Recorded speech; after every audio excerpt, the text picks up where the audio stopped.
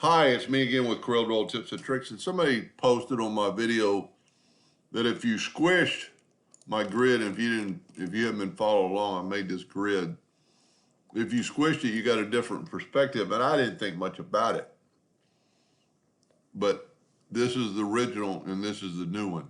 Now, I haven't taken out the white lines yet, like I had in the previous video, but you get a totally different look. So to do that, I made two identical copies because you want to keep this if you ever want to do it again. And with your ratio, so I made them 100 inches across. If with your ratio unlocked, let's make it 75, and so it squished it together. And then all you have to do is, let's zoom in here a little bit, get your Smart Fill tool. I always try to start with the lighter color, and, well, that's not the lighter color. I think it's easier with the lighter color to start with, and imagining that being the top. So you kind of go along and make you a box or a letter or whatever you want to do, and then just, I mean, look at the total different angle because we've squished it up. I mean, when he first mentioned it, I thought that isn't that big a deal, but it gives it a total different look. Let me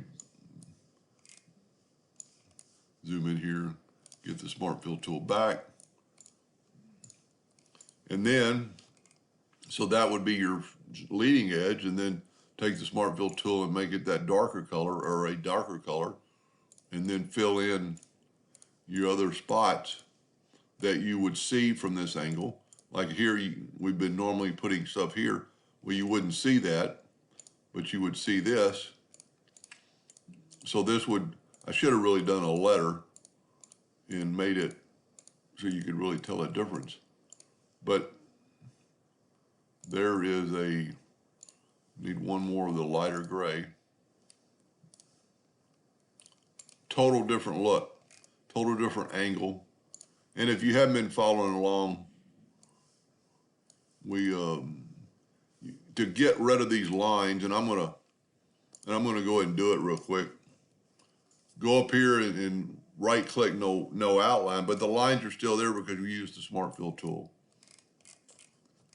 And a viewer, I mean, one of the videos we did find and replace. Somebody suggested edit query, go to uniform, and actually move this out of the way, and then double click on the text part and get your eyedropper tool and select that color and go okay, find all, and then go to object and combine them. And what's nice about this, now that these are combined, we can nudge this color out of the way, and that's a pretty cool effect. And then you can grab this color, go to object and combine, and then nudge it up, and you've gotten rid of the white lines between there. That's a pretty cool look. Anyway, I thank that viewer for giving me that little tip, and thank you for watching.